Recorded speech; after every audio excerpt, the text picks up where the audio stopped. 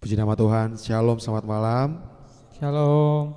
Puji nama Tuhan, kita bersyukur pada kesempatan kali ini kita berkumpul lagi dalam kegiatan kita santapan rohani bersama pada malam hari ini. Saya juga menyampaikan selamat malam kepada Bapak Ibu Jemaat sekalian yang menonton secara online dimanapun jemaat Tuhan sekalian, Bapak Ibu Saudara berada. Saya sungguh yakin dan percaya kebaikan dan anugerah Tuhan selalu melingkupi dan memelihara setiap kehidupan kita.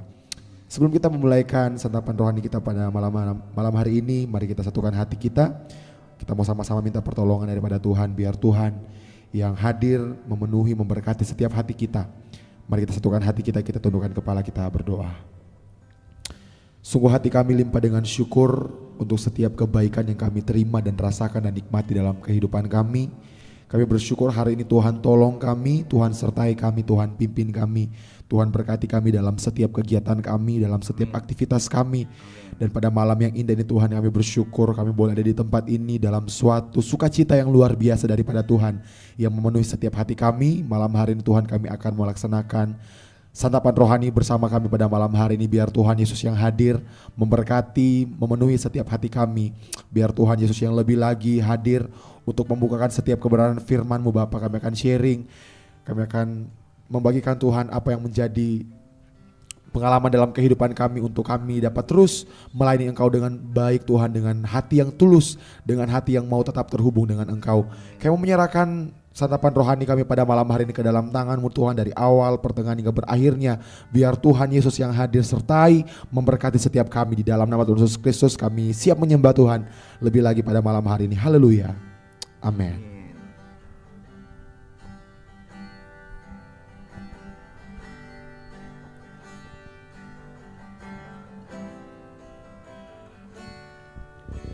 Lingkupiku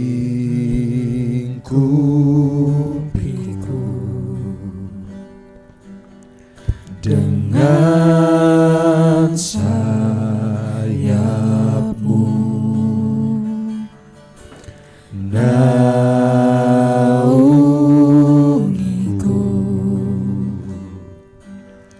dalam kuasa-Mu. Lingkupiku, lingkupiku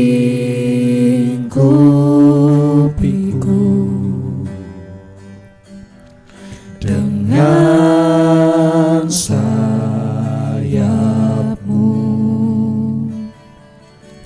naungiku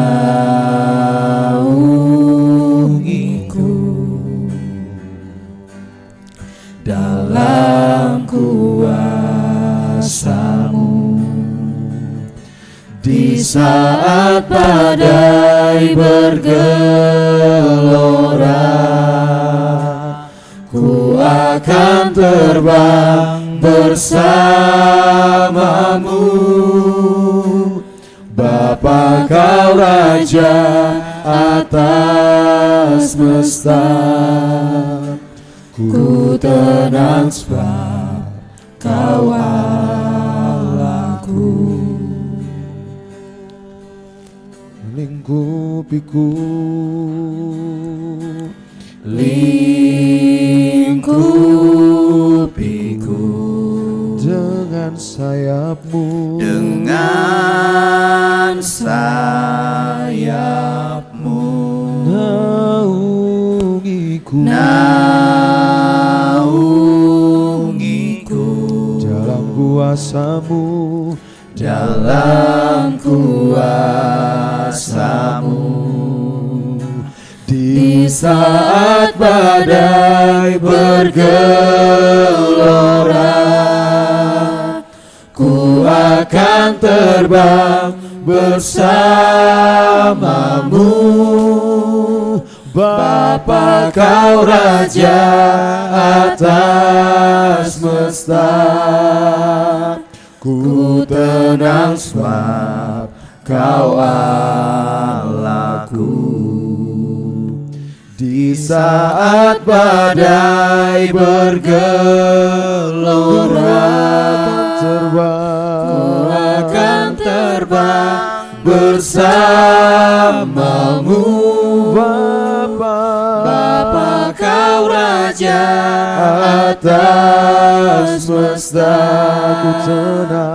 Ku tenang sebab Kau Allah. Di saat badai bergelora, Di saat badai bergelora, kami tahu Tuhan, Ku akan terbang bersamamu. Bapa, Bapa Kau Raja atas semesta. Ku tenang sebab Kau Allahku. Mari katakan. Di saat badai bergelora, kami tahu Tuhan, kami akan terbang bersama. Ku akan terbang bersamamu. Bapa, Kau Raja atas semesta. Ku tenang sebab Kau Allah. ku tenang, Ku tenang sebab Kau Allahku. Haleluya. Ku tenang sebab Kau Allahku. Haleluya. Kami tenang dalam Kau Bapa-Ku yang setia menaungi hidupku. Kami aman di dalam naungan sayap-Mu Tuhan.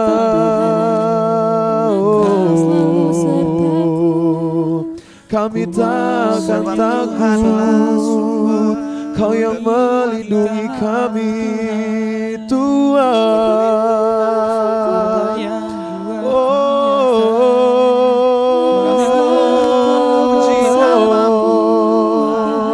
Kami sembah Engkau Raja.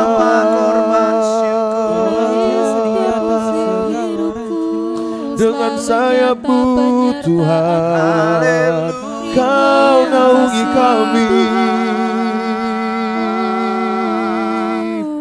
Jiwa kami tenang bersama-Mu dalam Kristus. Kami melihat kuasa-Mu. Haleluya. Kau Bapa Rajaku atas segala semesta. Oh, haleluya. Haleluya. Segala puji syukur. Biar hati kami tetap mencintai dan mengasihi-Mu. Amin, amin. Oh, Kasih setia yang selalu setia bagiku. terima kasih Tuhan. Terima kasih ya. Terima kasih. Sebab firman-Mu Haleluya. itu yang menjadi kekuatan dalam kehidupan kami Tuhan. Amin. Firman-Mu yang akan terus menopang kami, yang akan terus menuntun kami dalam kami menjalani kehidupan kami Tuhan. Sungguh kami percayakan firman-Mu. Kami mau tetap berlindung dalam naungan sayap-Mu Tuhan. Haleluya. Di saat badai bergelora, ku akan terbang bersama-Mu. Bapa Kau Raja atas semesta. Ku tenang sebab Kau Allah. Ku tenang sebab, ku tenang sebab Kau Allah. Ku tenang sebab, ku tenang sebab Kau Allahku.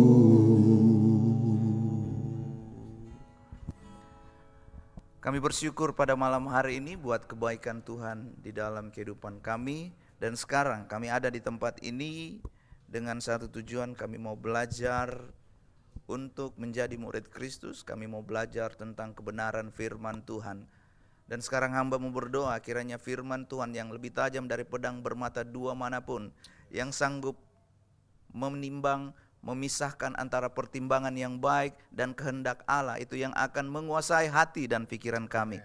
Supaya ketika kami belajar taat kepada firman Tuhan, kami semua dibaharui oleh firman Tuhan. Terima kasih Tuhan, kami yang hadir di tempat ini, bahkan semua yang nanti akan menyaksikan tayangan santapan rohani bersama ini, kami semua diberkati oleh kebenaran firman Tuhan. Terima kasih Tuhan, kiranya segala sesuatu yang sudah kami pelajari, yang sudah kami persiapkan, dapat kami sharingkan bersama di tempat ini. Sebab kami tahu Roh Kudus ada di dalam setiap kami, menguasai hati dan pikiran kami. Tolong hamba-Mu supaya kami semua dapat mengerti dan belajar kebenaran firman Tuhan. Dalam nama Tuhan Yesus Kristus. Yang siap untuk sharing bersama, katakan amin. Baik, shalom. Shalom. Selamat malam. Oke, siapa yang sudah nonton film Spider-Man? Pertanyaannya apa ini? Ya, nggak apa-apa ya saya bertanya seperti itu. Ada yang ingat quotes dari Spider-Man yang sangat bagus, relevan? Oh, berarti bukan penggemarnya Marvel. Oh, Rio kayaknya tahu ini. Enggak ya? With great power comes great responsibility. Dengan kekuatan yang besar, kekuatan Spider-Man itu diberikan karena gigitan laba-laba. Kita punya kekuatan bukan karena digigit laba-laba, tapi karena ada Roh Kudus di dalam kita. Amin. Amin. Amin. Amin. Pakai mic-nya ya. Jangan ditaruh mic-nya. Ya, oke. Kita disebut sebagai anak-anak Allah karena kita punya Yesus Kristus yang datang dan menebus kita di dalam, kita lihat dulu 1 Yohanes pasalnya yang ketiga, ayatnya yang pertama. Lihatlah betapa 1 Yohanes 3 ayat 1, lihatlah betapa besar kasih yang dikaruniakan Bapa kepada kita, sehingga kita disebut Anak-anak Allah. Yes, sehingga kita disebut anak-anak Allah, dan memang kita adalah anak-anak Allah. Karena itu dunia tidak mengenal kita, sebab dunia tidak mengenal Dia. Ya. Kita memperolehnya itu karena kasih karunia. Jadi jangan sia-siakan kasih karunia itu. Sesuatu yang kita nggak peroleh itu karena kecantikan kita, kecakapan kita, sok kegantengan lagi. Skill kita, harta kita, apapun yang kita punyai, kita peroleh. Identitas kita sebagai anak-anak Allah itu adalah pemberian Tuhan. Kenapa saya mulai dari hal ini? Sebab inilah yang akan meng-guide kita, memimpin kita di dalam kehidupan ini. Pada waktu kita dipercayakan sesuatu yang besar, contoh kita dikasih tiba-tiba anak ini jadi pengusaha yang sukses. Dia punya harta kekayaan yang berlimpah. Dia tahu tujuan harta itu untuk apa. Kita sudah tahu dalam Alkitab ada orang yang sangat kaya, bukan kaya, kaya ya, wakeh. Mertua saya bilang, karena mertua saya orang Jawa, jadi bilang wakeh. Kalau ada uanya itu berarti itu benar-benar ya, berlebihan ya, wakeh. Jadi dia bilang saya akan membuat lumbung yang lebih besar, dan setelah itu saya akan ongkang-ongkang kaki menikmati harta ini. Tapi apa yang Alkitab tulis, pada hari itu juga dia meninggal. Jadi apa gunanya kita memperoleh seluruh harta di dunia tetapi kita nggak memperoleh keselamatan di dalam Yesus Kristus. Nah, kita baca dulu. Hari ini kita akan sharing tentang kepemimpinan yang melayani. Kolose pasalnya yang ketiga, ayatnya yang ke-23.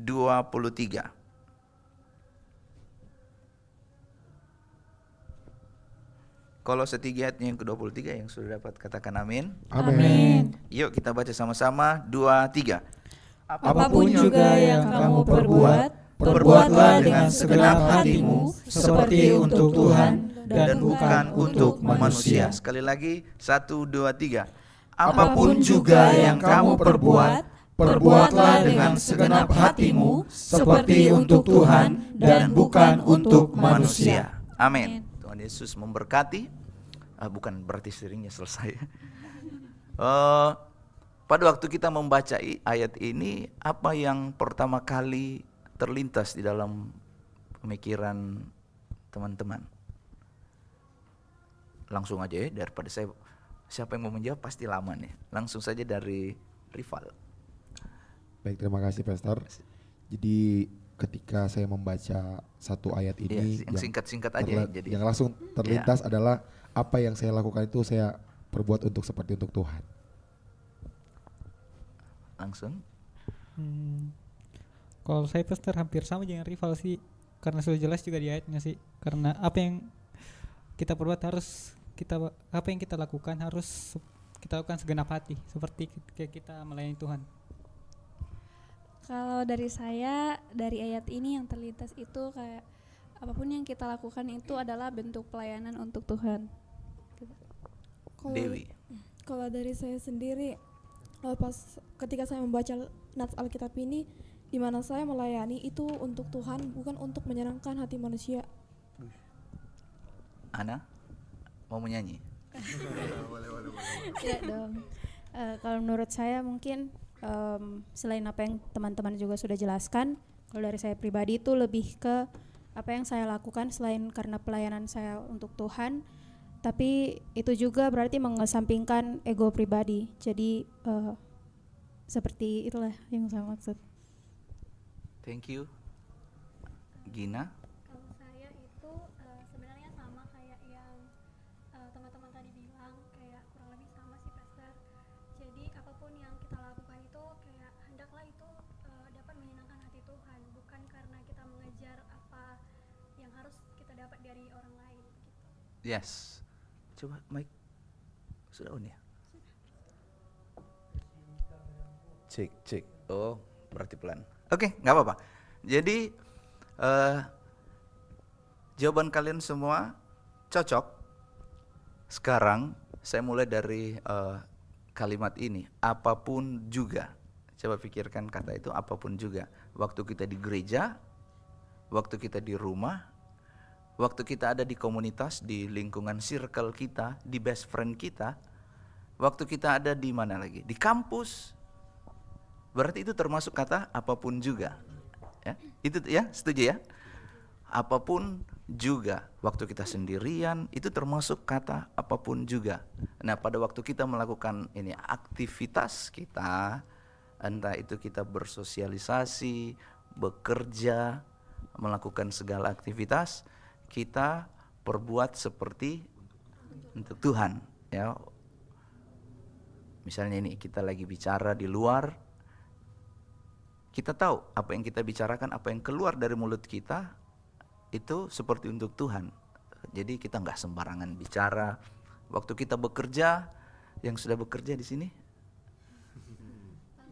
Oh ya, nggak apa. Waktu kita bekerja dengan baik. Kita nggak tipu sana sini, injak kiri supaya naik ke atas, injak kanan supaya yang di sebelah kita nggak naik. Ada istilah yang mungkin kalian tahu, kita jadi penjilat, bukan dalam arti harfiah ya. Ini kita melakukan segala sesuatu supaya kita dapat promosi. Apalagi di dalam keluarga, kita sebagai anak, apakah kita melakukan, misalnya kita disuruh, tolong cuci piring, tolong bersihkan rumah, tolong ini. Apakah kita mengerjakan seperti untuk Tuhan? Saya ingin memberikan sebuah perenungan. Coba pikirkan ini. Can you do that every day? Bisakah kita melakukan itu setiap hari? Itu mulai menjadi kayaknya agak sulit ya. Karena kadang kita enggak ini ya, apa bahasanya, keceplosan. Maksudku enggak begitu Ji, mulutku Ji, itu hatiku baik Ji sebenarnya. Saya enggak seperti itu Ji. Itu apa ya, di mulut Ji tuh, tapi enggak di hati. Ada dulu lagunya UX Band, bukan UX Band, Ux kalau nggak salah namanya, band Malaysia itu dia. Manis di bibir memutar kata. Jadi, Rival tahu lagi. Jadi kalau yang keluar dari mulut itu nggak dari hati, padahal Alkitab sudah bilang apapun yang keluar dari mulut itu berasal dari hati. Ya, jadi dimanapun kita berada, perhatikan cara hidup kita, cara perilaku kita itu sangat ditentukan dengan apa yang ada di dalam. Perhatikan, apapun juga yang kamu perbuat, perbuatlah itu dengan segenap hati seperti untuk Tuhan. Saya kembali lagi, can we do that? Itu bukan cuma untuk kalian, bukan cuma untuk yang nanti menyaksikan ini, termasuk juga untuk saya yang sharing. Bisakah kita melakukannya sebagai orang-orang yang percaya kepada Yesus Kristus? Bisakah kita melakukannya untuk tetap melakukan segala sesuatu seperti untuk Tuhan? Nah, saya kembali ke quotes-nya Peter Parker tadi.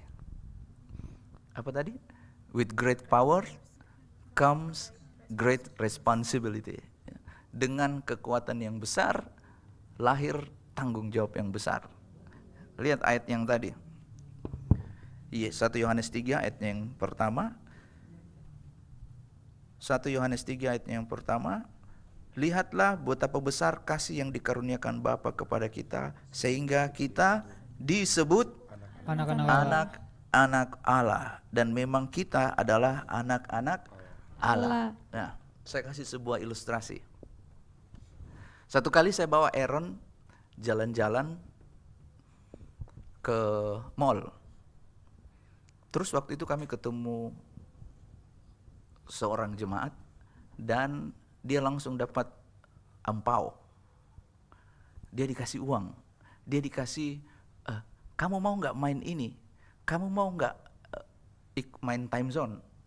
Dikasih kemudahan. Coba, saya mau tanya, kira-kira Aaron dapat privilege itu karena pribadinya atau karena orang itu mengenal saya?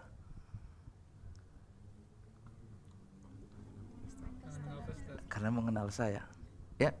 Jadi sama seperti kita yang ada di sebagai pengikut Kristus, Bapa di sorga itu memberikan kepada kita kepintaran, skill, harta apapun itu karena melalui pengorbanan Yesus Kristus di kayu salib.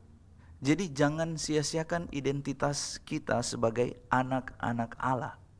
Jadi kalau kita misalnya nih, waktu kita baru lulus kuliah, terus kita mau kerja, waktu dapat pekerjaan, jangan sia-siakan. Bekerjalah yang baik, bekerjalah yang excellent. Jadi apapun juga yang kita perbuat, kita harus perbuat dengan segenap hati kita. Jangan sembarangan. Ya, saya ingin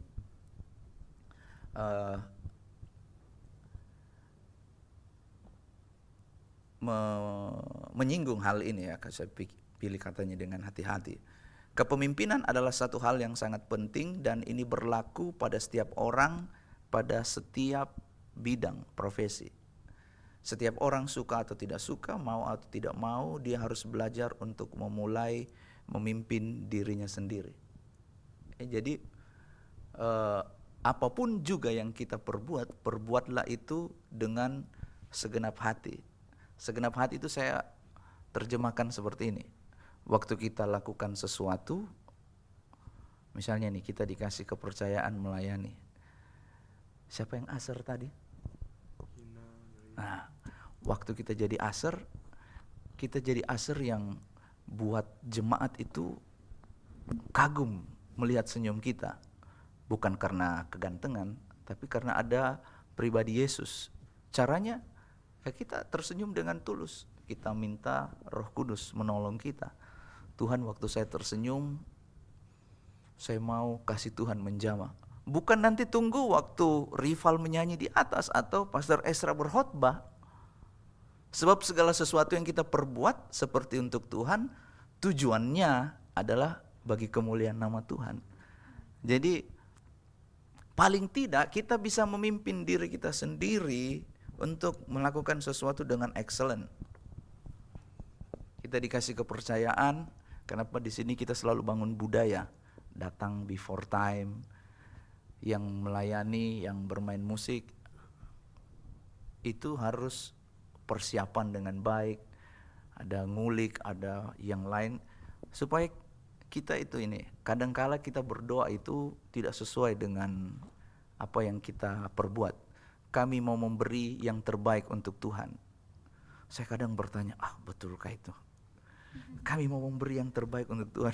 Kadang muncul, betulkah itu? Padahal waktu persiapan sudah terlihat sembarangan. Jadi yang saya pertama kali ketika saya membaca Kolose 3 yang ke-23 ini adalah kita tidak bisa melakukannya hanya dengan kekuatan kita sendiri. Saya suka melakukan sesuatu itu dari angka yang kecil tetapi konsisten setiap hari. Dengan kata agree. Ya, misalnya wall sit 5 detik. Angkat beban 5 kali. Enggak usah banyak-banyak, yang penting konsisten. Baca Alkitab 5 ayat. Tapi konsisten gitu. Baca Alkitab akhirnya saya enggak tertuduh itu bukan berarti ini saya kasih metode ya, bukan prinsip. Yang prinsipnya itu adalah lakukan dengan konsisten. Bangun pagi sebelum memulai yang lain, berdoa, baca Alkitab. Dimulai dari hal-hal yang, saya mulai dari angka yang kecil. Dan baca Alkitab 1 pasal setiap hari. That's good, bagus. Tapi kalau nggak konsisten, hari ini 1 pasal, besok, saya lupa, saya ini berdosa di hadapan Tuhan. Hati-hati dengan pikiran yang seperti itu. Karena kita ini melakukan semuanya seperti untuk Tuhan. Oke, jadi ini adalah bahan khotbah dari hari Minggu kemarin. Dan kita akan sharing bersama. Saya ingin bertanya dulu, apa yang dimaksud dengan, kan sudah dibagi tuh kepemimpinan yang melayani. Kira-kira menurut pemahaman teman-teman semua, apa pengertian dari kepemimpinan yang melayani? Secara sederhana saja, yang menurut kalian waktu mendengar kata pemimpin yang melayani, kok ini sepertinya bertolak belakang? Kalau pemimpin kan kebanyakan dilayan, ini bukan soal politik ya, tenang aja ya. Tapi ini adalah kepemimpinan yang ditunjukkan oleh teladan agung Yesus Kristus. Bagaimana dia datang bukan untuk dilayani tapi untuk melayani. Nah, sekarang saya tanya kepada kalian, mungkin mutar balik lagi ya, dari Gina lagi. Secara sederhana saja, menurut kalian apa itu servant leadership, kepemimpinan yang melayani? Kalau menurutku itu kepemimpinan yang melayani itu kayak dia memiliki jiwa seorang pemimpin, tapi dia juga bersikap rendah hati. Jadi dia kayak tahu nih batasannya dia sebagai pemimpin, tapi dia juga ada prinsipnya yang mau mendengar. Kalau misalnya ada teguran ke dia sebagai seorang pemimpin, dia mau mendengar. Bukan yang kayak karena dia seorang pemimpin jadi kayak suka-sukanya dia tidak mau mendengarkan masukan dari orang lain. Kalau menurutku itu sih, Pastor. Yes. Jadi sebelum kita lanjut, ini kita bahas tentang kepemimpinan yang melayani ya, bukan soal politik ya. Jadi kalau ada ini harus di disclaimer dulu. Jadi kita jadi pemimpin itu bukan seperti pakai kacamata kuda. Kita nggak terima masukan. Pokoknya saya hanya fokus ke depan.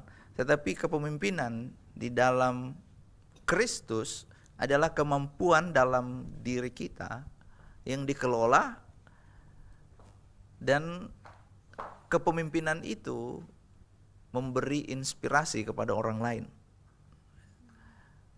Tujuannya supaya nama Tuhan dipermuliakan. Nah, kalau pada saat kita menjadi seorang pemimpin, terus ada seperti tadi yang disampaikan, ada teguran, ada masukan, Ya, saya percaya kita nggak bisa lihat rambut bagian belakang kita ya. Saya butuh rival. Ada tidak bercak di sini? Ada nggak? Kenapa saya pegang ada sesuatu kayak yang lain? Padahal itu bentuk kepala saya. Jadi kepemimpinan itu poin yang sangat bagus tadi. Kita harus belajar untuk terima, dengar, masukan. Kita yang bisa timbang apakah yang diberi masukan itu memang sesuatu yang harus kita perbaiki atau sesuatu yang harus tetap kita pertahankan. Silakan dari Ana. Kalau saya pribadi, menurut saya saat saya mendengar pemimpin yang melayani itu pemimpin yang, ini disclaimer juga, tidak menyangkut apapun, intinya pemimpin yang mungkin dia tidak otoriter dalam hal dia itu tidak egois dengan pemikiran dia sendiri atau mungkin kayak idealis begitu, tapi dia tahu kalau dia memimpin dia memiliki bawahan, dia memiliki partner, dia bukan seorang diri yang memimpin. Jadi di mana di saat itu melayani yang dimaksud dia juga bisa mengandalkan bawahannya, mungkin sama seperti poin dari Gina yang menerima kritik, dan juga sehingga misalnya kalaupun suatu kesuksesan dari pemimpin ini berjalan bukan karena dia sendiri tapi karena orang-orang yang terlibat juga bersama-sama dengan pemimpin itu menurut saya sih. That's good. Jadi kita harus bedakan dua hal ini ya. Saya mau tanya dulu, kalau kita jadi pemimpin apakah kita harus jadi nomor satu? Tidak. Ya, that's good. Kepemimpinan itu bukan tentang menjadi yang pertama. Kita harus bedakan pemimpin dan kepemimpinan. Pemimpin itu secara formal jabatan. Tetapi kepemimpinan itu adalah kemampuan yang dimiliki melalui pengalaman dan pembelajaran. Jadi enggak semua orang tahu segala hal. Setuju ya? Ya. Sekalipun saya sudah lama berkhotbah, enggak lama-lama juga sih, baru semenjak di tempat ini. Tapi kalau ada orang yang kasih masukan, dengan senang hati saya belajar. Sama dengan kita di bidang kita. Apapun yang kita kerjakan dalam pekerjaan, dalam kuliah, dalam pelayanan, di keluarga, ketika kita terima ada orang yang memberi masukan atau yang menegur kita, maka kita harus membuka diri untuk menerima masukan. Pemimpin itu adalah individu yang diberi wewenang secara formal, tetapi kepemimpinan itu adalah peran, fungsi. Enggak jadi nomor satu tapi berfungsi, menurut saya itu jauh lebih efektif. Ya, misalnya nih di dalam pelayanan di gereja, rival ini kan sering dikasih kepercayaan untuk WL.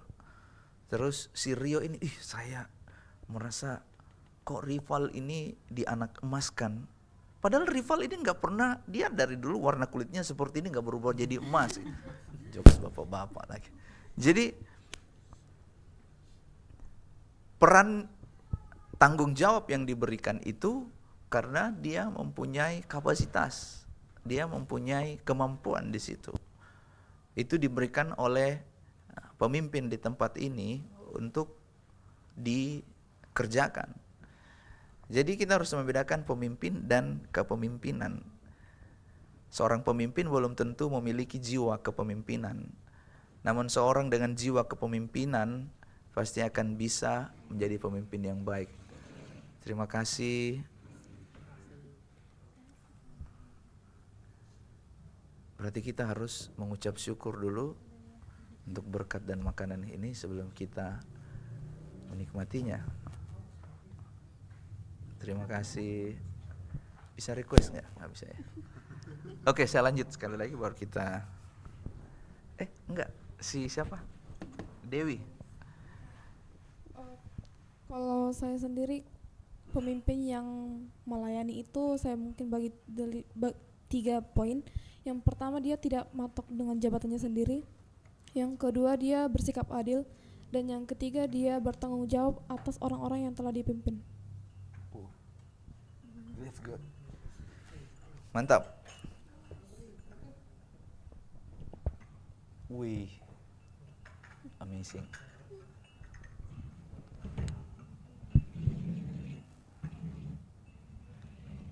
Sebenarnya apa yang dilakukan sama Maria ini adalah kepemimpinan yang melayani, a servant leadership. Sama Jeril juga. Oke, sambil dipersiapkan, mari kita lanjutkan dari Mei. Oke, kalau dari saya sendiri, menurutku itu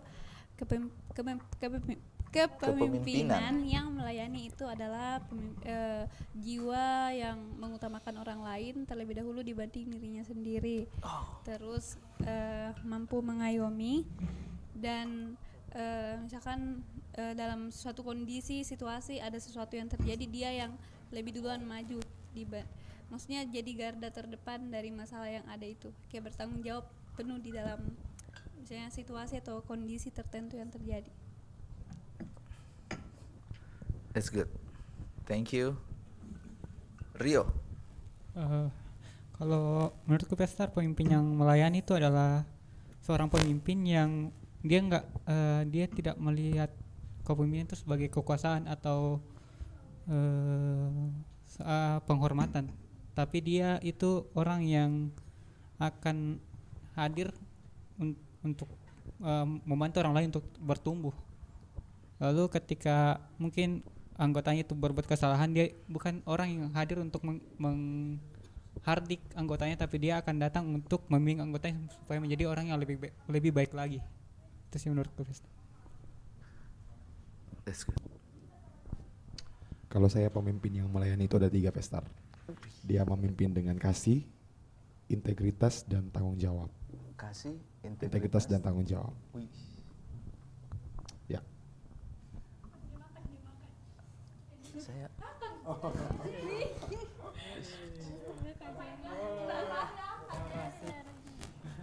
Thank you. No. Pastor minta maaf, Pastor. Tidak apa-apa. Kasih tangan kemarin. Siap. Oke, jadi terima kasih untuk jawabannya semua. Yang tadi si Rio dia sempat mendekati ke sesuatu yang saya ingin sampaikan, bahwa di dalam kepemimpinan itu kita harus menjadi pribadi yang humble, rendah hati. Kita enggak bahasanya saya ini, kita enggak terikat. Karena ada orang yang kalau dia sudah dikasih kepercayaan, dia enggak mau diganti. Karena dia sudah terikat dengan hal itu. Kalau saya jadi misalnya nih pelayanan di gereja ya, saya jadi pemain keyboard, nggak boleh ada yang ganti saya, nggak boleh sampai Tuhan datang, saya harus main keyboard. Sebenarnya itu bukan setia, tapi itu namanya egois. Padahal di tempat ini kita punya visi gereja. Kami melihat Gereja yang terus-menerus mempersiapkan generasi mantap, untuk siap dimanapun Tuhan tempatkan. Dan kita harus involve, terlibat di dalam visi itu. Kita harus terhisap, terima kasih, terhisap di dalam visi itu, karena itu yang akan terus-menerus diulang. Kami melihat sekarang, kita semua yang ada di sini melihat gereja ini adalah sebuah gereja, wadah, komunitas yang terus-menerus mempersiapkan generasi terang. Ya, di tempat kita yang Tuhan percayakan, yang datang di sini kebanyakan mahasiswa. Begitu selesai mereka kerja di luar. Kalau dapat pekerjaan di tempat ini, berarti mereka stay di sini. Tapi kalau tidak, mereka kembali. Dan kita rindu, gereja ini rindu supaya ini, setiap orang yang ada di tempat ini itu keluar menjadi bukan sekedar pemimpin, tapi pemimpin yang berkualitas. Ya, nggak jadi pemimpin tetapi berkualitas. Ya, jangan sampai begini. Ih, dia gereja di mana itu? Di GBI Oikumene. Wah, datangnya aja kita masuk kantor jam 7, dia datang jam 9.15. Waduh, itu bukan before time, bukan on time lagi, itu after time ya. Jadi, wah kalau kita sudah janjian dengan dia, kita janjinya itu nanti kita ngumpul jam berapa? Jam 12, nanti dia datangnya jam 2, jam 3. Atau mungkin pinjam uang, terus bukan lupa bayar sih, pura-pura lupa bayar ya, pura-pura lupa. Dan akhirnya ketika diketahui itu dari mana, dari komunitas kita, maka itu akan menjadi sebuah citra yang buruk, bukan bagi komunitas kita, tapi ada sesuatu yang lebih besar di balik semua itu, yaitu pribadi Yesus Kristus yang kita percayai. Ya, jadi jangan sampai kita tidak menjadi teladan di dalam kehidupan ini. Kita hanya mementingkan sesuatu yang lahiriah, tapi bukan sesuatu yang esensi. Kata yang biasa dipakai di dalam doa berkat, kamu akan menjadi kepala dan bukan menjadi ekor. Itu biasa orang mengartikan sebagai sesuatu. Oke, sebelum kita lanjut ada kode. Ayo kita berdoa dulu. Baru kita menikmati. Tuhan, kami berdoa buat berkat dan makanan ini dikuduskan dalam nama Tuhan Yesus, menjadi kesehatan bagi tubuh kami. Kami pakai tubuh ini untuk melakukan kehendak Tuhan. Berkati teman-teman yang sudah menyediakan, gereja ini diberkati, semua kami yang mengambil bagian di tempat ini diberkati dengan kesehatan, kekuatan. Dalam nama Tuhan Yesus Kristus. Amin. Silakan. Oke, sambil lanjut ya, sambil dinikmati. Saya juga merasa ini.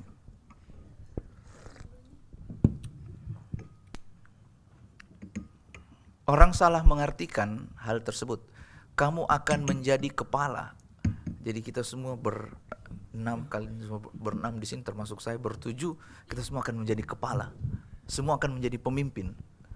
Padahal yang dimaksudkan di situ bukan tentang jabatan, tetapi bagaimana kita menjadi pengaruh. Yang tadi saya bilang, begitu kita kembali ke kampung kita, ke tempat kita, selesai kuliah, kita menjadi pribadi yang berkualitas. Dulu kita malas di rumah, begitu kita kembali ke rumah, waktu di sini kan ngekos, kembali ke rumah di kampung halaman, kenapa dia jadi rajin ini? Kok gereja di mana, Nak? Tapi bukan gerejanya, yang dipermuliakan itu harus Tuhan.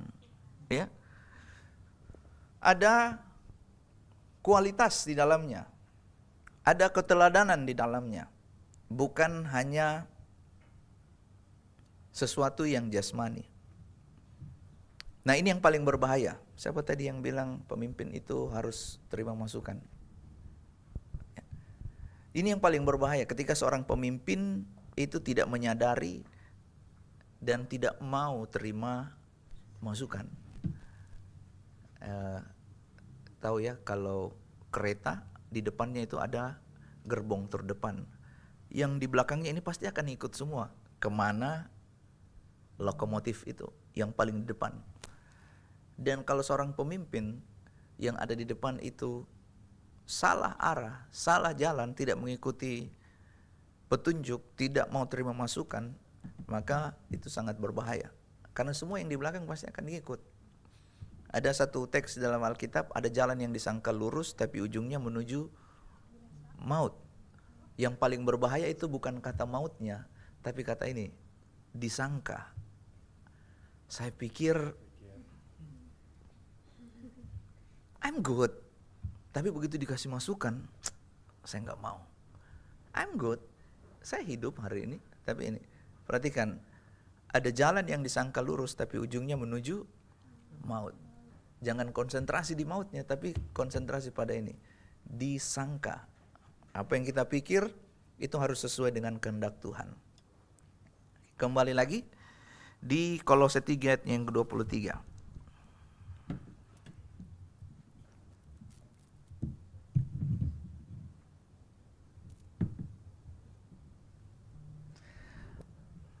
Apapun juga yang kamu perbuat, perbuatlah dengan segenap hatimu seperti untuk Tuhan dan bukan untuk manusia. Sekarang saya mau bertanya nih tentang apa yang kita dapatkan dari khotbah di hari Minggu tentang Kolose 3 ayat yang ke-20. Ini kan tema dari hari Minggu ya. Khotbah dari hari Minggu, ayatnya Kolose 3 ayat yang ke-22 sampai Kolose 4 ayatnya yang pertama. Tapi saya pengen kita Kolose 3 ayatnya yang ke-23 saja. Silakan. Apa yang kalian dapatkan dari khotbah di hari Minggu? Kan ada yang kirim renungan itu. Berarti di gereja ini kita bangun kebiasaan untuk mencatat, mendengarkan ulang, supaya kita semakin berakar di dalam Kristus. Silakan. Kalau biasa silakan itu lama ya. Jadi habit ada. Oh, berarti silakan dari Rival. Sambil makan boleh ya? Aduh. Baik, dari saya yang apa yang saya dapatkan dalam Kolose 3 ayat 23 ini, sekali lagi saya bacakan, apapun juga yang kamu perbuat, perbuatlah dengan segenap hatimu seperti untuk Tuhan dan bukan untuk manusia. Jadi memang dalam kita menjalani kehidupan kita sehari-hari, seperti yang Pastor tadi sampaikan bahwa Pastor ini melaksanakan kegiatan itu selalu dengan hal yang kecil tetapi konsisten. Nah, bekerja itu bukan sekedar untuk mencari pujian atau pengakuan manusia, tapi benar-benar bagaimana kita bekerja untuk kemuliaan nama Tuhan. Kegiatan kita sehari-hari, saya jujur secara pribadi, memang kadang-kadang ada sesuatu yang memang saya perbuat itu untuk menyenangkan diri saya sendiri. Yang kayak saya lakukan ya untuk saya sendiri saja. Tapi melalui kebenaran firman Tuhan malam hari ini, saya dan beberapa khotbah minggu kemarin itu mengingatkan bahwa apa yang kamu lakukan itu lakukan sepenuhnya untuk Tuhan. Menyenangkan diri itu memang enak bagi kedagingan kita sendiri, tapi memang ada sesuatu konsekuensi yang kita dapatkan tentunya saja, kayak sesuatu yang memang kita terima dalam kehidupan kita sehari-hari. Saya juga catat bahwa Tuhan itu sedang membentuk hati yang taat dan setia. Tuhan sementara membentuk hati kita yang taat dan setia kepada Tuhan. Kegiatan kita mungkin dalam terlintas bahwa ini menjadi mungkin tidak akan terlintas dalam pikiran saya bahwa sekedar hanya rutinitas saja kita datang doa, kita datang ini, tapi hati kita tidak melekat sama Tuhan. Jadi memang apa yang kita lakukan ini memang betul-betul mengasihi Tuhan dan hati kita tetap taat dan setia kepada Tuhan. Saya juga tangkap bahwa pekerjaan menjadi tempat Tuhan melatih karakter kita, Pastor. Jadi dimanapun, sementara saya mencari pekerjaan juga, doakan teman-teman. Dan pekerjaan yang terbaik itu adalah ketika saya melayani di tempat ini. Melayani di tempat ini suatu pekerjaan yang mulia bagi saya karena di sini saya terlatih karakter saya. Jujur terlatih karakter saya walaupun masih kadang-kadang tak peleset sedikit. Tapi itulah perjalanan iman saya. Tapi memang di tempat ini saya setiap kali sharing bagaimana, kalau mau bilang dalam dunia kampus saya atau dalam lingkungan kampus saya, paling penting itu jujur tidak terlalu berpengaruh. Memang hal yang paling penting, yang paling utama saya dapatkan di gereja ini. Mulai saya dipercayakan untuk menjadi bendahara waktu itu bagaimana membangun karakter saya, dipercayakan untuk sesuatu tanggung jawab yang besar. Mulai dari bagaimana berbicara yang berani, kalau mohon maaf kampusku ya. Karena di kampus, lingkungan kampus saya jujur ya tidak saya dapatkan memang. Semua keberanian dan ini saya memang dapatkan di gereja ini. Sepenuhnya saya dapatkan di gereja ini. Ya, dan dari gereja ini saya tularkan ke kampus. Dan ya itu sesuatu yang luar biasa yang Tuhan kerjakan dalam kehidupan saya. Saya mau cerita sedikit bagaimana saya tetap setia dalam karakter Tuhan di tempat ini. Kemarin teman-teman saya bertanya bahwa waktu saya wisuda, saya agak sempat lama. Saya sempat lama jabatan tangan sama rektor saya. Jadi teman-temanku bilang, apa kau bilang sama ibu M gitu. Ibu ya gitu. Nah, saya bilang, beliau ya kagum sama saya. Jadi kayak bersyukur itu Tuhan Yesus baik ya, kayak ya kalau mau dibilang memang kebetulan beliau adalah pembimbing saya. Jadi saya jujur saya tidak pernah dapatkan dia selama proses belajar Pastor. Saya tidak pernah dapatkan dia selama saya proses belajar. Dia tidak tahu saya, dia kan tidak tahu karakter saya, dia tidak tahu bagaimana saya ketemu pada saat bimbingan. Jadi mereka tanya, apa yang kamu bicarakan sama ibu? Dia saya bilang, ya beliau ya kagum ya. Begitulah Tuhan Yesus mempunyai banyak cara dalam kehidupan saya, dan itu bagaimana saya mau tetap setia. Apapun yang saya kerjakan, saya mau kerjakan dengan segenap hatiku sama untuk Tuhan. Dari ayat ini juga memang banyak menegur saya ya. Banyak menegur saya kayak saya bilang tadi, kadang ada memang yang hal yang untuk saya sendiri yang saya kerjakan, tapi saya mau belajar tetap apa yang walaupun itu segala ya Pastor tadi, segala berarti tanpa terkecuali apa yang kita lakukan, mulai dari perkataan kita, dari tindakan kita, itu kita melakukan seperti itu Tuhan. Mungkin itu saja dari saya, Presiden. Thank you untuk kejujurannya. Apa sih yang kira-kira untuk apa tadi? Untuk kesukaan pribadi. Ya, mungkin bukan ini, saya bukan bermaksud kepo atau untuk yang lain, tapi kita mesti memikirkan hal itu. Saya juga punya kesukaan pribadi, hal yang harus begini, saya harus mulai melatih diriku untuk tidak berlebihan dalam hal ini. Contohnya main game. Kita harus jadi pemimpin untuk diri sendiri dulu. Siapa yang di sini yang main game dari jam 9 malam sampai jam 3 subuh? Enggak ada ya? Atau mungkin ada yang menonton ini yang live tok atau apa ya? Ini apa ya? Sesuatu yang menyenangkan diri. No, bukan berarti itu salah, tetapi jangan sampai kamu terikat di dalamnya. Kalau nggak lakukan ini kurang gitu. Atau mungkin bukan yang lain, minum kopi barangkali. Saya kalau nggak minum kopi kayaknya ada yang kurang. Baca Alkitab nggak kurang, nggak minum kopi kurang gitu. Jadi kita harus menjadi pemimpin bagi diri sendiri, pemimpin dalam mendisiplinkan diri. Boleh, kita harus membatasi apa yang harus kita lakukan, supaya segala sesuatu yang kita kerjakan itu ada waktunya. Kalau enggak, percayalah pasti kebablasan.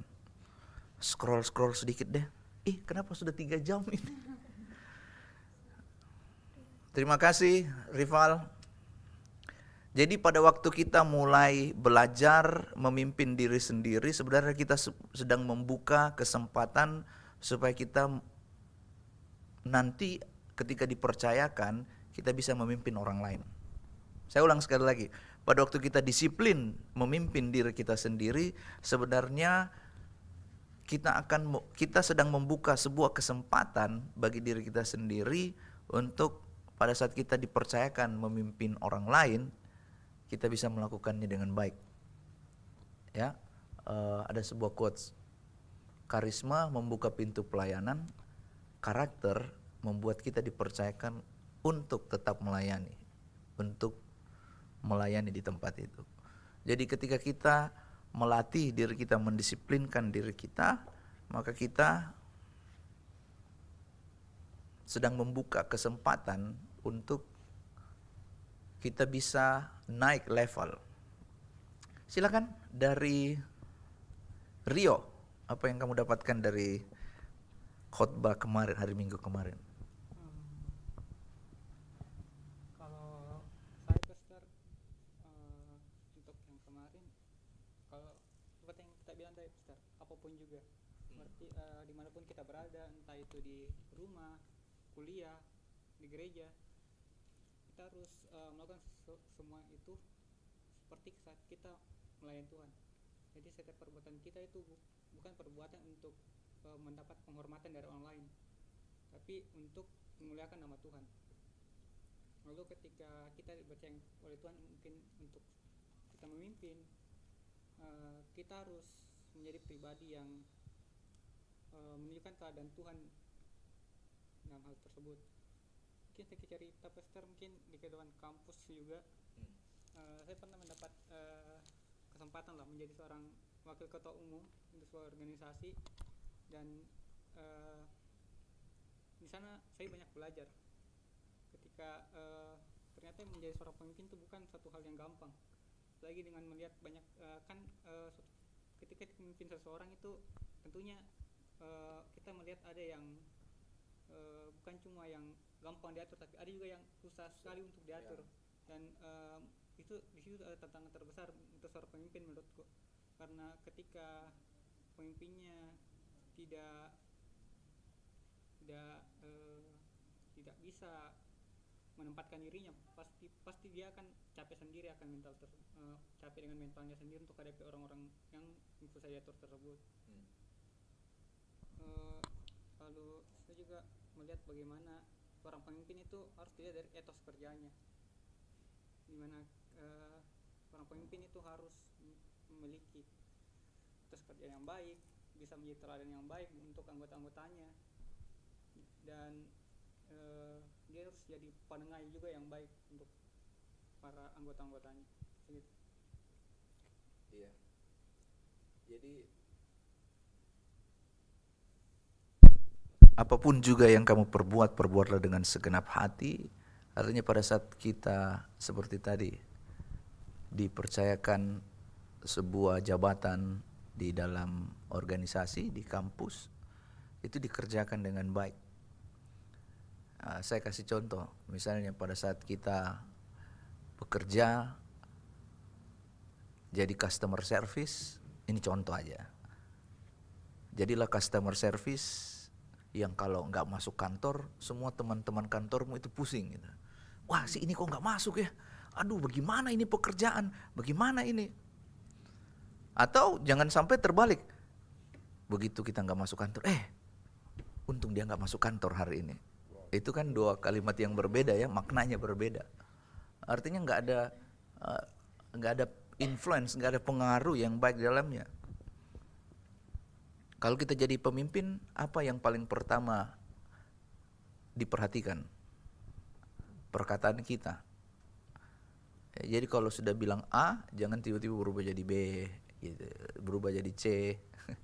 Jadi pemimpin itu, waktu kita jadi pemimpin, orang itu respect dengan perkataan yang sesuai dengan perbuatan. Jangan sampai kita jadi pemimpin, misalnya nih saya, kalau kalian naik motor pakai helm, baru saya sendiri naik motor nggak pakai helm gitu. Oh, nggak dekat jadi sini, saya cuma beli gorengan. Padahal risikonya kan sama, jauh dekat itu kepala ya. Jadi kalau kita jadi pemimpin, kita harus sesuai, konsisten dengan apa yang kita katakan. Kalau kita jadi pemain musik, jadilah pemain musik yang terampil. Kalau kita jadi penyanyi, jadilah penyanyi yang ya minimal nggak false lah. Jadi maksudnya kalau kita diberikan pekerjaan, tanggung jawab, itu kita kerjakan dengan baik, apapun itu. Seperti tadi yang Rio sampaikan, sekalipun mungkin dalam kepemimpinannya mungkin masih ada kekurangan, tapi paling tidak dia melakukannya itu dengan baik. Mau mendengarkan orang, bukan cuma hanya memperhatikan satu saja, tapi memperhatikan yang lain. Oke, thank you Rio. Silakan dari Mei. Oke, untuk dari saya sendiri, dari ayat Kolose 3 ayat 23 dan juga dari khotbah minggu lalu yang kupelajari itu adalah sebagai baik sebagai pekerja maupun mahasiswa atau apapun itu yang kita kerjakan, kita wajib untuk memiliki sikap hati yang taat dan tulus.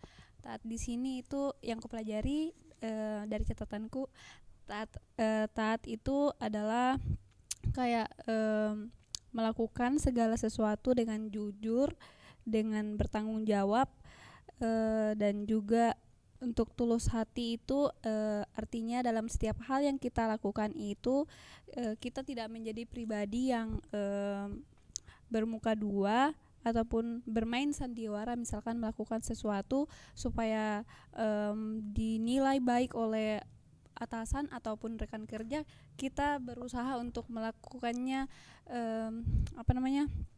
kayak seolah-olah dilakukan dengan baik padahal dalam hati sendiri kayak tidak ikhlas melakukan apa yang kita lakukan itu.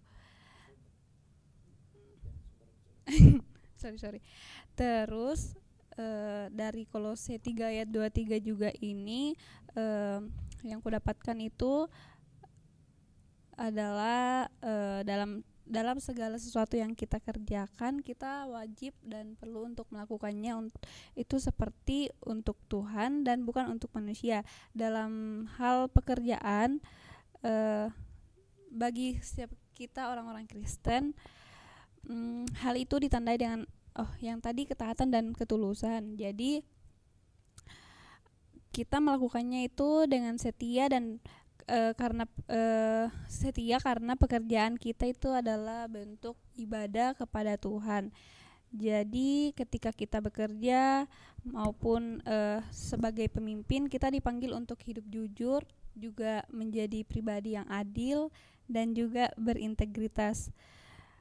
Karena ketika kita menjadi pribadi yang bekerja dan melakukan segala sesuatu dengan baik dan benar, kita bisa menjadi garam dan terang di tempat kita berada.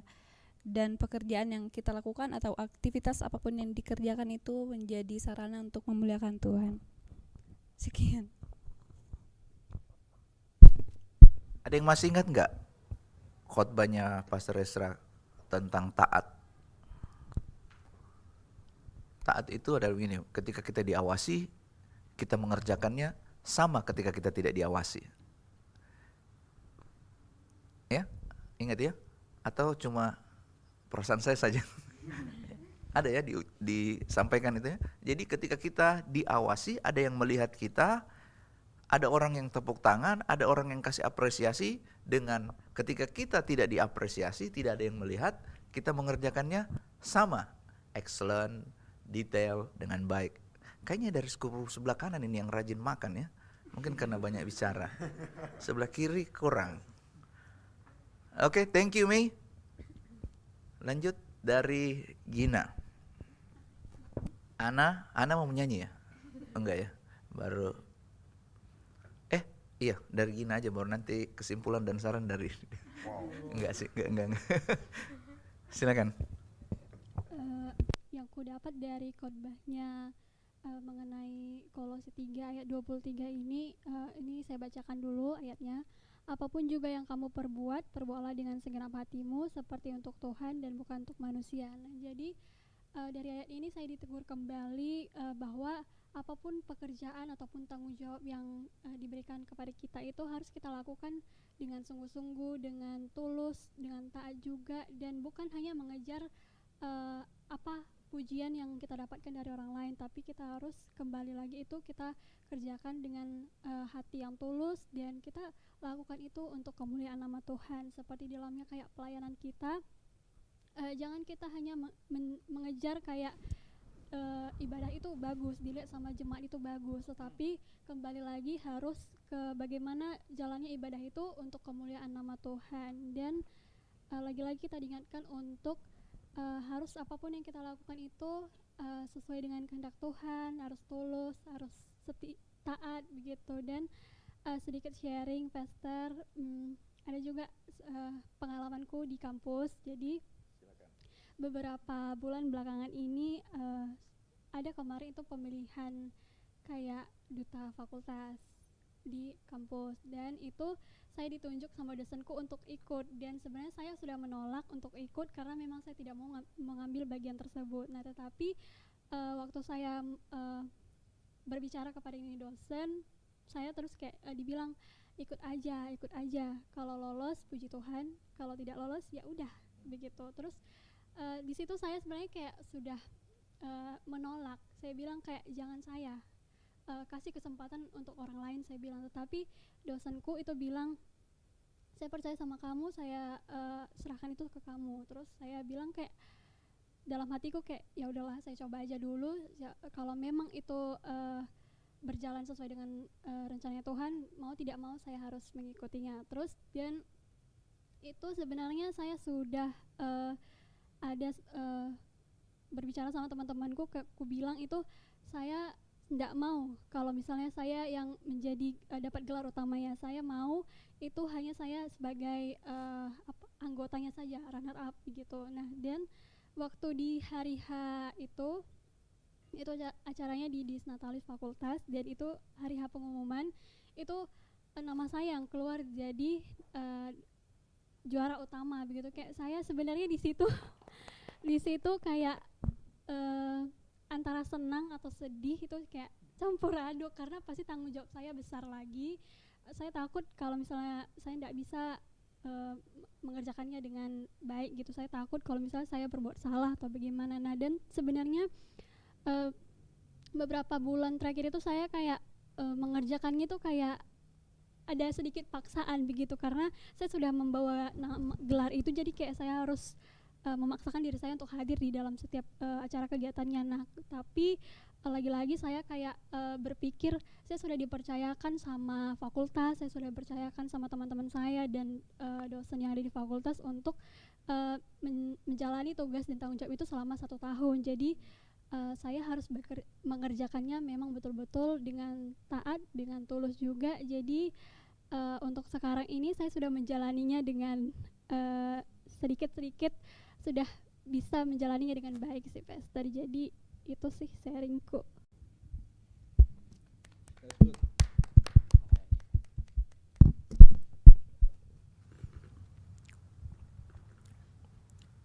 Kadang kita nggak cari promosi, tapi pada waktu itu datang di dalam kehidupan kita, perhatikan ini, ada tujuan Tuhan yang lebih besar supaya kita menjadi pengaruh yang baik, menjadi dampak yang baik, bukan hanya kepentingan organisasi saja, tetapi untuk kepentingan kerajaan Allah. Seperti untuk Tuhan dan bukan untuk manusia. That's good. Silakan, Ana mau menyanyi ya?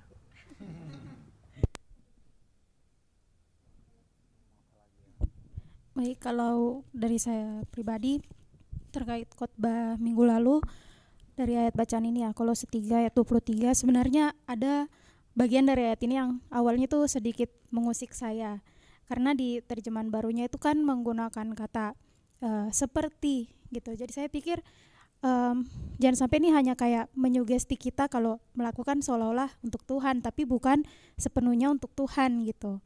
Nah, tapi setelah saya coba cari kayak terjemahan lain gitu kan, supaya lebih meyakinkan saya gitu, dan saya dapat di terjemahan sederhana Indonesia TSI itu bunyinya seperti ini: apa saja yang kamu kerjakan untuk majikanmu, lakukanlah dengan sepenuh hati, karena kamu sebenarnya sedang melayani Tuhan, bukan manusia.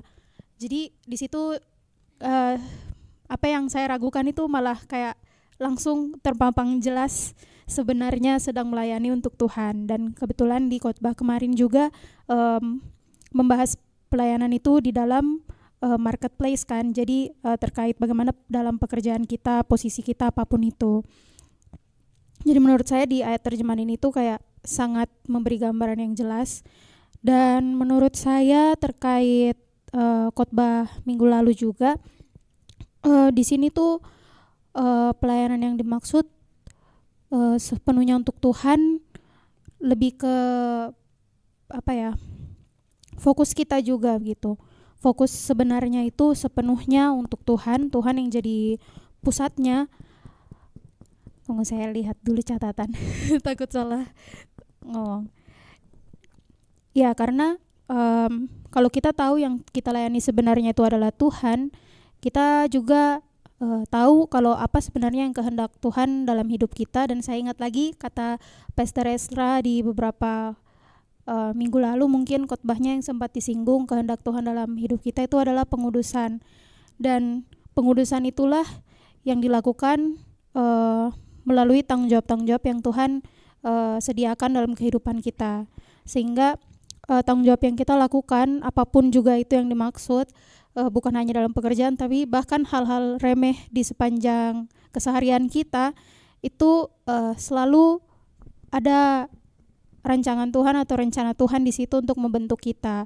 Dan di situ saya ingat lagi dengan firman Tuhan yang bilang terkait perkara kecil hingga perkara besar yang Tuhan akan berikan dalam kehidupan kita. Nah, itu menurut saya juga menyinggung dalam hal ini, karena dalam pengudusan itulah setiap tanggung jawab yang kita lakukan, kita tidak perlu meminta Tuhan, saya sudah sanggup nih di perkara kecil, maka tolong sediakan perkara besar atau tanggung jawab besar, atau saya sudah layak untuk pekerjaan besar dalam hal, tapi kita memikirkan secara material. Tapi di sini yang saya pahami lagi, ternyata perkara-perkara kecil hingga besar itu kita tidak bisa samakan dengan pemahaman kita manusia, tapi harus kembali lagi dari kehendak Tuhan.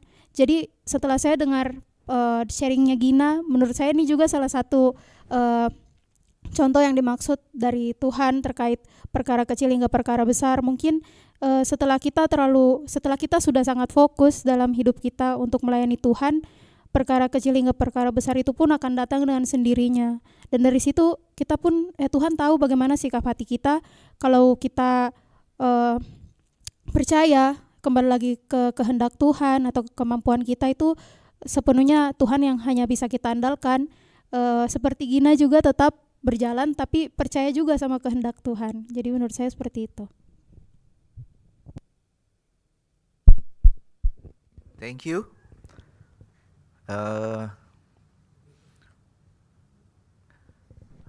Kita mesti fokuskan pada hal ini ya. Jadi Alkitab tulis, barang siapa setia di dalam perkara yang kecil, hal-hal yang kecil itu artinya hal-hal yang mungkin di mata dunia itu sederhana, itu simple. Sebenarnya di tempat ini kita sedang dibangun dalam sebuah budaya yang menurut dunia itu nggak penting itu. Contohnya before time itu apa ya? Kayak sekarang orang yang kerja itu kadang nggak terlalu, itu nggak ya. Yang penting gaji jalan, yang penting terima gaji gitu. Padahal kita sedang bangun sebuah kebudayaan yang baru, yaitu budaya kerajaan Allah. Jadi memang ayat ini sangat menekankan, judul khotbah juga kemarin tentang etos kerja. Bagaimana cara kita bekerja bukan hanya untuk mengejar keuntungan, uang. Sebab kalau kita bekerja dengan baik, jangan kejar sesuatu yang pasti akan datang di dalam kehidupanmu kalau kamu cinta Tuhan. Saya ulang sekali lagi, jangan kejar sesuatu yang pasti akan datang kalau kamu mulai hidup di dalam mengasihi Tuhan. Kebajikan dan kemurahan belaka mengikuti aku sepanjang umur hidupku. Surely goodness and mercy shall follow me. Iya, itu di mana ayatnya itu? Mazmur 23. Ya, that's good. Jadi itu dimulai dengan Tuhan adalah gembalaku. Nah, jadi itu cukup bagiku. Itu dimulai dari kehidupan kita yang kita memimpin diri kita, mendisiplinkan diri kita untuk waktu-waktu yang berkualitas dengan Tuhan. Oke, silakan yang terakhir dari Dewi.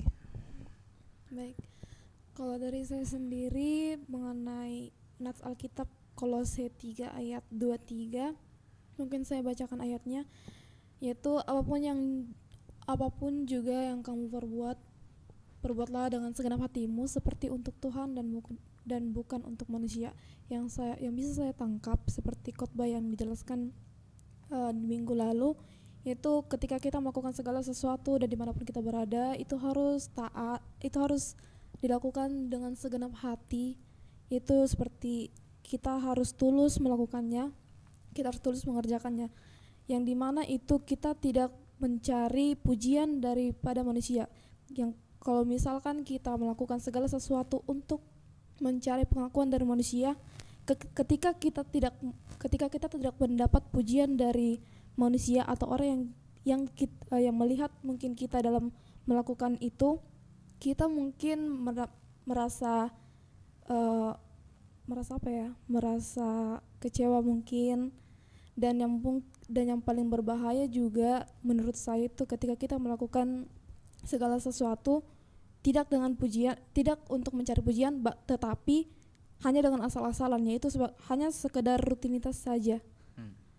Dan itu menurut saya berbahaya karena dia tidak berintegritas. Nah, kita harus tetap berintegritas dalam melakukan segala sesuatu, yang dimana kita harus mengerjakan sesuatu tanpa itu seperti yang dikatakan Pastor, kalau misalkan majikan kita tidak melihat atau orang tidak melihat kita mengerjakan itu, kita tetap melakukannya. Mungkin itu saja. Oke, jadi saya tutup dengan hal ini. Galatia 1 ayatnya yang ke-10.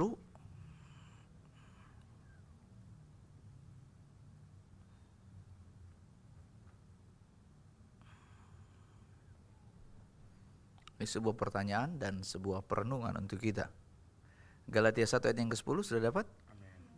Dalam terjemahan Indonesia kita baca ya. Terjemahan biasa aja. Sudah? Kita baca sama-sama 1, 2, 3. Jadi bagaimana sekarang? Adakah ku cari kesukaan manusia atau kesukaan Allah? Adakah ku coba berkenan kepada manusia? Sekiranya aku masih mau mencoba berkenan kepada manusia, maka aku bukanlah hamba Kristus. Hamba Kristus. Jadi apapun juga yang kita perbuat, lakukanlah itu seperti untuk Tuhan. Karena pada saat muncul ini kepentingan yang lain untuk kesenangan diri sendiri, dalam pelayanan, dalam pekerjaan, dalam segala hal yang kita kerjakan, maka kita mau mencoba berkenan kepada manusia, kita bukanlah hamba Kristus.